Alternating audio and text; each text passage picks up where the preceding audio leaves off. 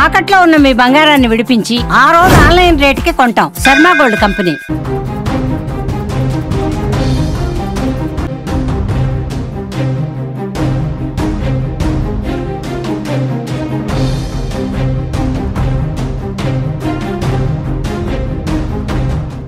జమ్మూ కాశ్మీర్లో మరో తెలుగు జవాన్ మరణం విషాదాన్ని నింపుతోంది.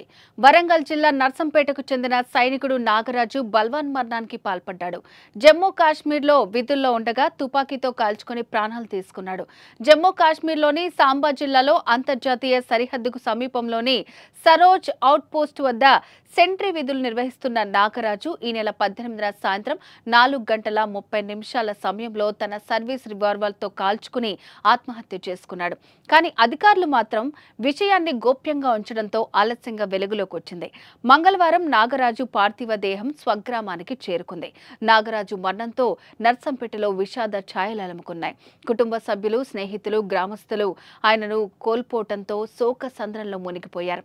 నాగరాజు తల్లిదండ్రులు, భార్య, బంధువులు కన్నీరు మున్నీరవుతున్నారు.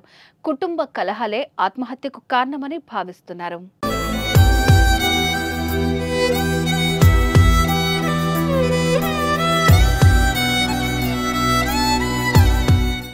కారణం ఏదైనా, కష్టం ఎంత ఉన్నా బల్వాన్ మరణం మాత్రం కరెక్ట్ కాదు. స్కూల్, కాలేజ్ చదివే పిల్లల నుంచి 60 ఏళ్ల వృద్ధుల వరకు వివిధ కారణాలతో చనిపోతున్నారు. తల్లిదండ్రులు మందలించారనో, వారు కావాలనుకున్నది ఇవ్వలేదనో, పరీక్షల్లో మంచి మార్కులు రాకపోవటం, ప్రేమించిన వారు మోసం చేశారని మనస్తాపానికి గురై బల్వాన్ మరణాలకు కొందరు పాల్పడుతుంటే, పెళ్లైన తర్వాత కాపురంలో వచ్చే సమస్యలను అధిగమించలేక పలువురు తనువు చాలిస్తున్నారు.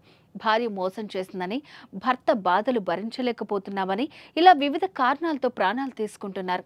ఏదేమైనా ధైర్యానికి చిరునామాగా ఉండే సైనికుడు బల్వాన్ మరణానికి పాల్పడటం కలవరపరిచే విషయం.